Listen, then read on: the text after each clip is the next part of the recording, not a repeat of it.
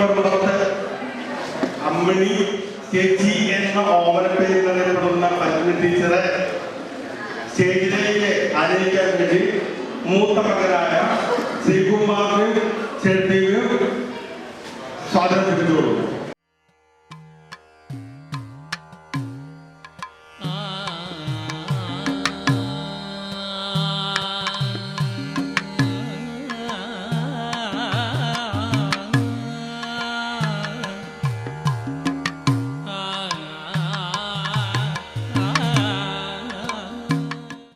വിളക്ക് കത്തിച്ച് പ്രോഗ്രാം ആരംഭിക്കുന്നതായിരിക്കും.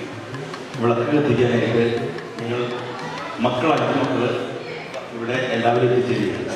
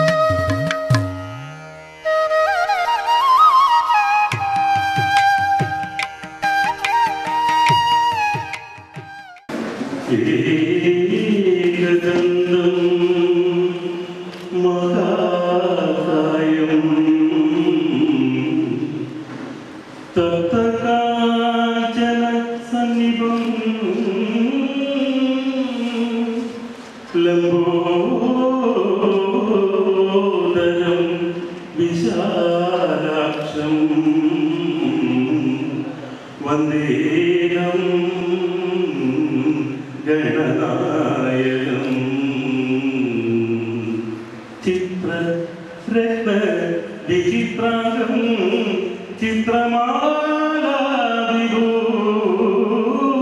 ചിത്രമാലാവിഭൂഷിതം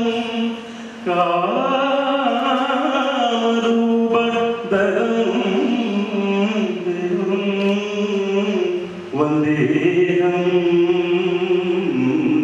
ഗണനായകം.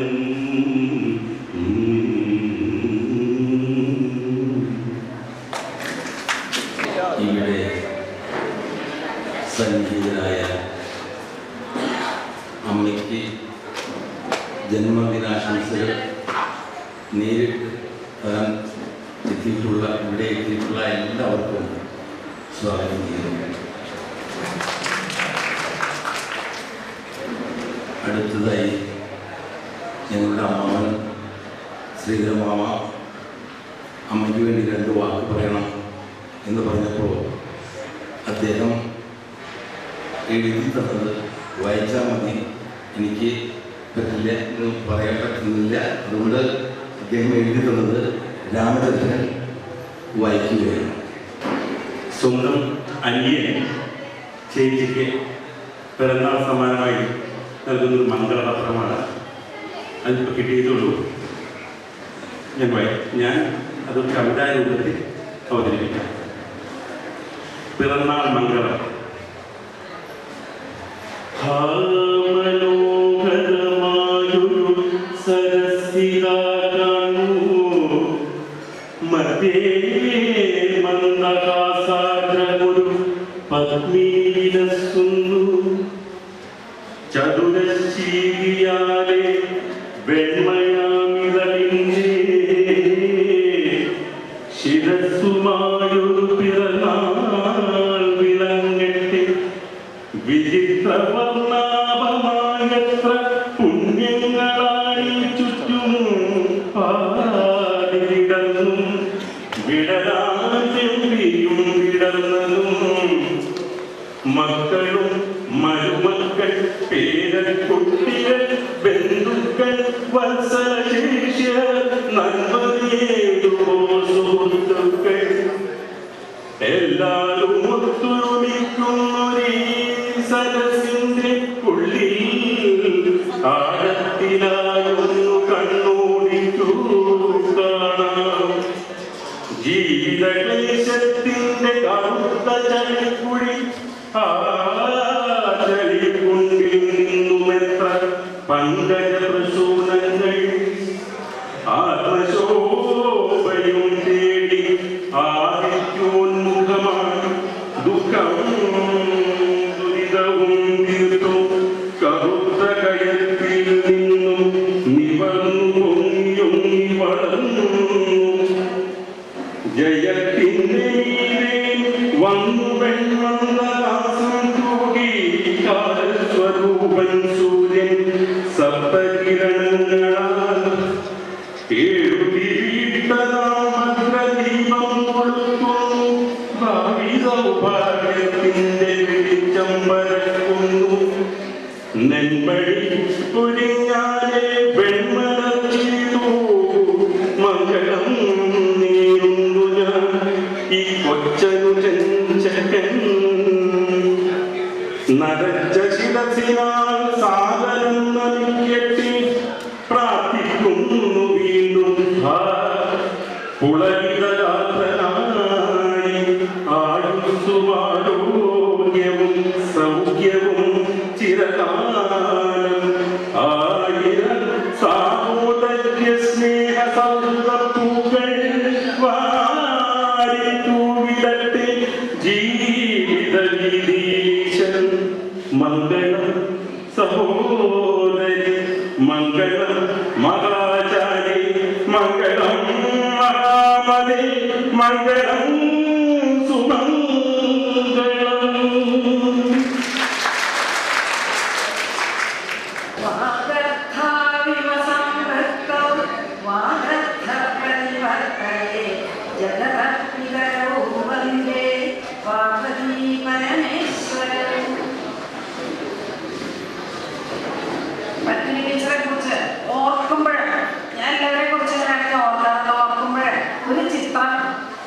എൻ്റെ ഉള്ളില് വന്നു വീഴാറുണ്ട്.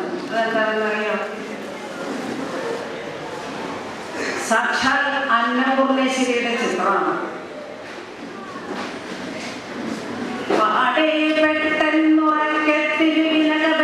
സഞ്ചയം ചേലം നേരിടം ലളിതകാന്തി കാലനാപുരാന്തം ഒമറിന്റെ വഴി. പക്ഷെ ഞാൻ എന്നും ചെല്ലാറുള്ളതാണ്. ഒടുവിൽ പറയുന്നത് പഥിതപന്തിക്കു മൃഷ്ടാന്ന ക്രീഡോ പാക്രാന്ത തിരുടൽ. അമ്മേ കാരണം ഇത്ര പറയുമ്പോൾ ഓർമ്മ ശരിക്കാം.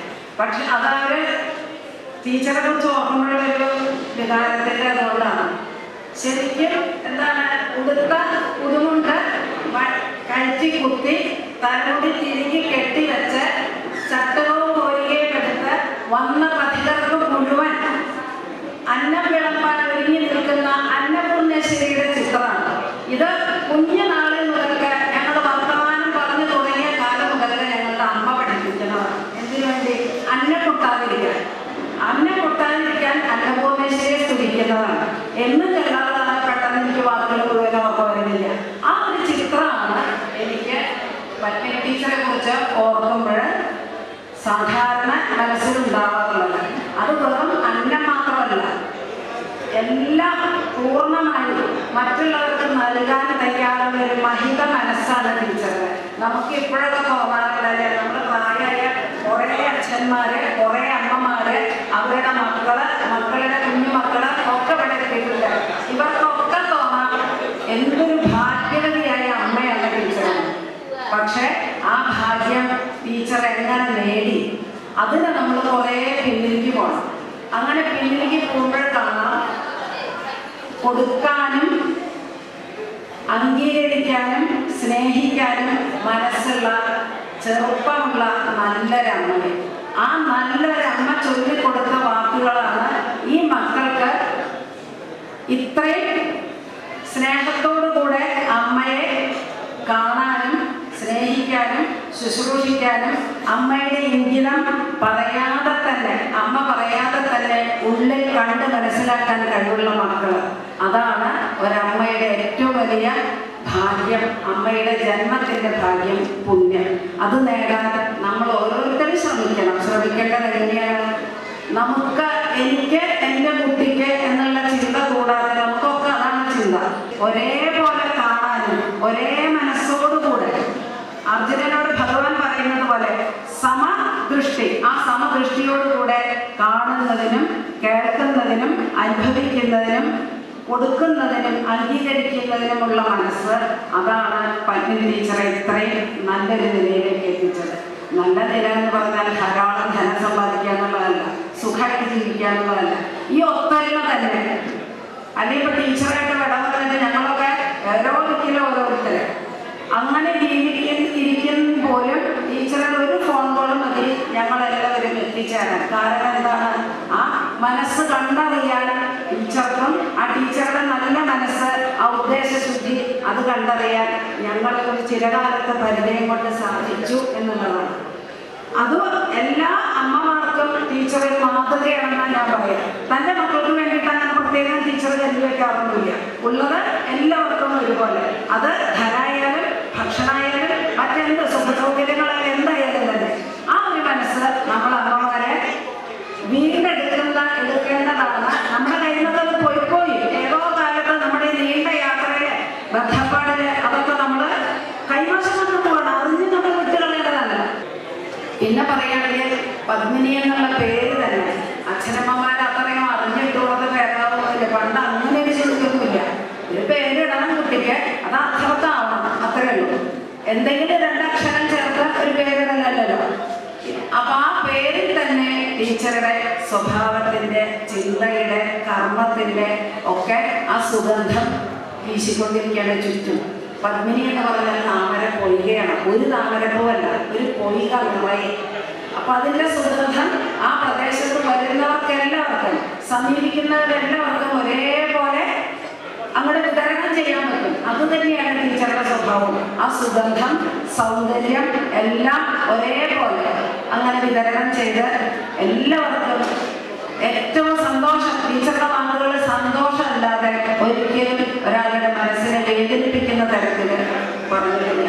വാക്ക് ദേവതയാണെന്ന് പറയും. വാക്ക് ദേവത, അത് സൂക്ഷിച്ച് ഉപയോഗിക്കണം. ടീച്ചറത് ഏറ്റവും നമ്മൾ സ്വർണം തൂക്കുന്നതിനേക്കാൾ കൂടുതൽ ശ്രദ്ധയോടെ അളന്ന് തൂക്കി ഉപയോഗിക്കണം വാക്കുകൾ. അതാണ് പറയുന്നത്. ടീച്ചർ ശരിക്കും അങ്ങനെ തന്നെ ഉപയോഗിക്കാം. വാക്കുകൾ അളന്ന് തൂക്കി പറഞ്ഞ് മറ്റുള്ളവർക്ക് സന്തോഷം നൽകാൻ ഏറ്റവും ശ്രദ്ധിച്ചിരുന്നു. അത് ശ്രദ്ധയോടുകൂടെ ചെയ്യുന്നതല്ല, അത് ജീവിതത്തിൽ നൈസർഗികമായിട്ട് വരുന്നതാണ്. ഒരിക്കലും ഇവരോട് ഇന്ന പോലെ പറയണം എന്ന ഒരു താല്പര്യത്തോട് കൂടിയിട്ടല്ല. അത് ഉള്ളിൽ നിന്ന് വരുന്ന വാക്കുകളാണ്. ഉള്ളിൽ നിന്ന് വരുന്ന വാക്കുകൾക്ക് വിശുദ്ധി ഉണ്ടാവും, അതിന് നൈർമല്യം ഉണ്ടാവും, അതിന് സൗന്ദര്യം ഉണ്ടാവും. ആ സൗന്ദര്യം ടീച്ചർക്ക് എക്കാലത്തും നിറവേറ്റി കൊണ്ടുപോകാൻ ടീച്ചറുടെ മക്കളെ എപ്പോഴും തുണയായിട്ടുണ്ട്. എന്നും ഒരു താങ്ങ് ടീച്ചറുടെ കുട്ടികൾ നൽകും എന്ന് ഞങ്ങൾക്ക് എല്ലാവർക്കും വിശ്വാസമില്ല. കാരണം അതാണ് ടീച്ചർ കുട്ടികൾക്ക് കൊടുത്തത്. നമ്മളാരും കൊടുക്കാത്ത ഒരു നല്ല വിദ്യാഭ്യാസം, ഒരു നല്ല കാഴ്ചപ്പാട് ടീച്ചർ കുട്ടികൾക്ക് നൽകി. അതിപ്പോൾ അവർ തിരിച്ചു നൽകുന്നു. ഇപ്പൊ പരസ്യത്തിലെ നമ്മൾ കാണുന്നുള്ളൂ. നമ്മൾ അമ്മമാരെയൊക്കെ പ്രായമായവരെ എന്തിനും ജീവിതത്തിലെ അനുഭവ പാഠങ്ങൾ കൊണ്ട്, അറിവുകൊണ്ട്, ജീവിത സൗകര്യങ്ങൾ എല്ലാം കൊണ്ടും അറിവ് നേടുന്നവരെയാണ് വൃദ്ധ എന്ന് പറയും. പക്ഷെ നമ്മൾ ധരിച്ചിരിക്കുന്നത് എന്താണ്? ഒരറുപതൊക്കെ കഴിഞ്ഞാൽ നീക്കാൻ വയ്യാണ്ട് അങ്ങനെ ഇരിക്കുന്നവരെ തല നനച്ചാൽ വൃദ്ധ അല്ലെങ്കിൽ വൃദ്ധ തല നനയ്പ്പം നൽകലില്ല. അപ്പൊ തല നനയ്ക്കലില്ല.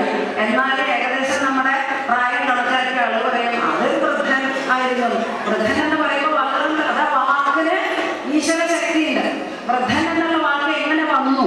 അതാണ് ജീവിതകാലം കൊണ്ട് നേടിയെടുത്ത എല്ലാ സമ്പത്തുകളെ കൊണ്ട് നിറഞ്ഞിരിക്കുന്നവനാണ്. അതുകൊണ്ട് നമ്മുടെ കാരണവന്മാര്, പൂർവികന്മാര്, നമ്മുടെ പ്രായമായ ഒരു വീട്ടിലുള്ളവരെയൊക്കെ എങ്ങനെ അവരെ നമ്മൾ എത്രമാത്രം സൂക്ഷിച്ച്, എത്രമാത്രം ശ്രദ്ധയോടെ, എത്രമാത്രം താല്പര്യത്തോടെ അവരെ കണക്കാക്കണം എന്ന് നമുക്ക് മനസ്സിലാക്കി തരികയാണ്. ആധുനിക യുവജനതയ്ക്ക് മനസ്സിലാക്കി തരികയാണ് ടീച്ചറുടെ മക്കളും ടീച്ചറും ചെയ്യുന്നത്. ഒരു മുതിർന്ന സഹോദരിയെ പോലെയാണ് വിദ്യാലയത്തിൽ വന്നാൽ ടീച്ചർ ഞങ്ങളോട് പെരുമാറാറുണ്ട്. അപ്പോൾ ആ മുതിർന്ന സഹോദരിക്ക് എത്രമാത്രം സ്നേഹവായ്പോടെ ബഹുമാനത്തോടെ ഒരു അംഗീകാരം നൽകുന്നതിൽ ഞങ്ങൾക്ക് എല്ലാവർക്കും അകമഴിഞ്ഞ എന്താ പറയുക സർവേശ്വരൻ അനുഗ്രഹിക്കട്ടെ. എല്ലാവർക്കും ഒരിക്കൽ കൂടി ടീച്ചർക്ക് ആയുരാരോഗ്യ സൗഖ്യം നേർന്നുകൊണ്ട് ഞാൻ അവസാനിപ്പിക്കുകയാണ്. അതിൻ്റെ ഇടയിൽ ഒരു വാക്ക്, ഇങ്ങനെ ഒരു പാവം എന്നെ കൊണ്ട് ചെയ്യുമെന്ന് ഞാൻ വിചാരിച്ചില്ല. പക്ഷെ എനിക്ക് സന്തോഷമുണ്ട്. കാരണം എന്താ വെച്ചാൽ ടീച്ചറുമായി ഞങ്ങൾക്കൊക്കെ അടുത്ത ബന്ധമാണ്. അതിന് എന്നെ ഇങ്ങനെ ഒരു കാര്യത്തിന് നിയോഗിച്ചതിൽ ഇതെന്റെ നിയോഗം എടുത്ത് തരുകയാണ്. ഞാൻ മുൻകൂട്ടി തീരുമാനിച്ചൊന്നുമല്ലല്ലോ. അതുകൊണ്ട് അങ്ങനെ നമ്മുടെ യാദൃശ്ചികമായിട്ട് വന്നു പെടുന്നതിനൊക്കെ നിയോഗം എന്നാണ് പറയുന്നത്. ആ നിയോഗം ഞാൻ സസന്തോഷം സ്വീകരിക്കുന്നു. ഇത് ഭഗവാന്റെ അനുഗ്രഹമായി കരുതുന്നു. ടീച്ചർക്ക് ഞങ്ങളുടെ എല്ലാവരുടെയും ആയുരാരോഗ്യ സൗഖ്യം ആശംസകൾ ജഗദീശ്വരൻ അനുഗ്രഹിക്കട്ടെ. എല്ലാ കാലത്തും എക്കാലത്തും ആരോഗ്യമുള്ള കാലത്തോളം ഈ ടീച്ചർ സ്വന്തം കാര്യം നടത്താൻ പറ്റുന്ന കാലത്തോളം വളരെ സന്തോഷത്തോടു കൂടി ഇരിക്കട്ടെ എന്ന് സർവേശ്വരനോട് ജഗദീശ്വരനോട് പ്രാർത്ഥിച്ചുകൊണ്ട് ഞാൻ അവസാനിപ്പിക്കട്ടെ. നമസ്കാരം. എൻ്റെ കുടുംബത്തിൻ്റെയും എൻ്റെ പ്രത്യേകമായിട്ട് എൻ്റെ അപ്പൻ്റെയും പേരിൽ എല്ലാവിധ ജന്മദിനാശംസകളും നേരിടുന്നു. ഞങ്ങൾ വളരെ അടുപ്പമുള്ള ഒരു കുടുംബമാണ്. വളരെ കാലമായിട്ട് ആ ടീച്ചറോടൊപ്പം നേടുന്നതാണ്. എന്താണെങ്കിലും നമുക്ക് പങ്കെടുക്കാനുള്ള അവസരം കിട്ടി. ഇപ്പോൾ 84-ാം പിറന്നാളും ആ 14 നിലയിലുള്ള മുറിയിൽ കിട്ടും. ആ മുറിയിൽ നിന്ന് രക്ഷിക്കാൻ ശ്രമിക്കുന്നതാണ് അതുപോലെ നമ്മുടെ നമ്പേട്ടനെയും ഉപ്പയും വിദ്യാലയെയും ഗ്രാമീണയും മറ്റേ മക്കളെ കുറിച്ചും ഒരുപാട് യാതൊരു ഈ അമ്മയ്ക്ക് സഹിച്ചിട്ടുണ്ട്. ഇതൊക്കെ ഈ അമ്മയുടെ ഓർമ്മയിലുണ്ടാവും. അതുകൊണ്ട് തന്നെ ഞാൻ എൻ്റെ എല്ലാവരുടെ ആശംസകളും നേരുന്നു.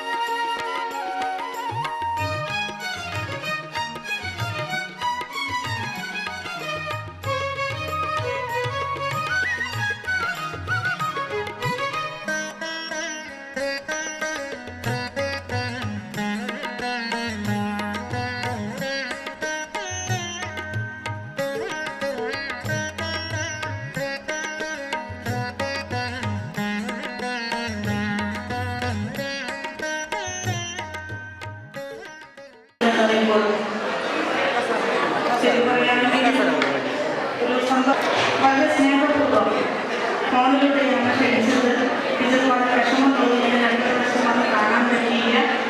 എനിക്ക് പ്രസംഗത്തിൽ നേരിട്ട് കാണാൻ കഴിയാത്തൊരു വിഷമമുണ്ട്. ഞാൻ നേരിട്ട് ക്ഷണിക്കണമെന്ന് വെച്ചപ്പോൾ അതൊന്നും വിഷമിച്ചത് എന്തായാലും ഞാൻ അവിടെ എത്തിച്ചേരും നമ്മൾ ഉറപ്പുകൊടുത്തിരുന്നു.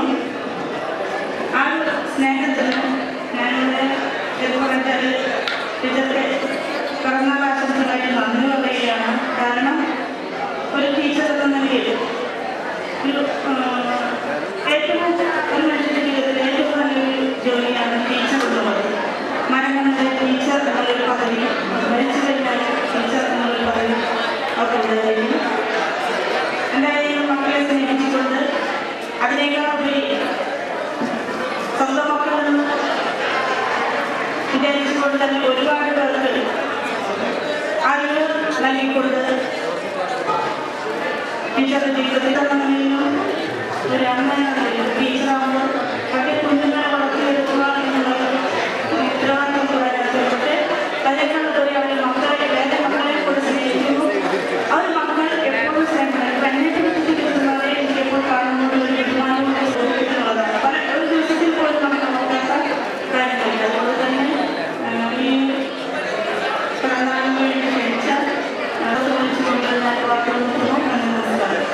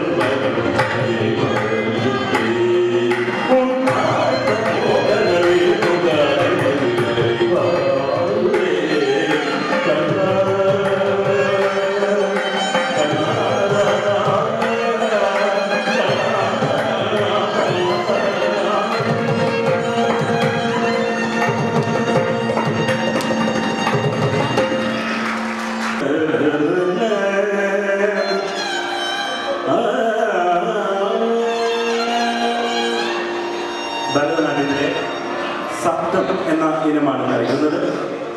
രാഗമാലിക, താളമാലിക.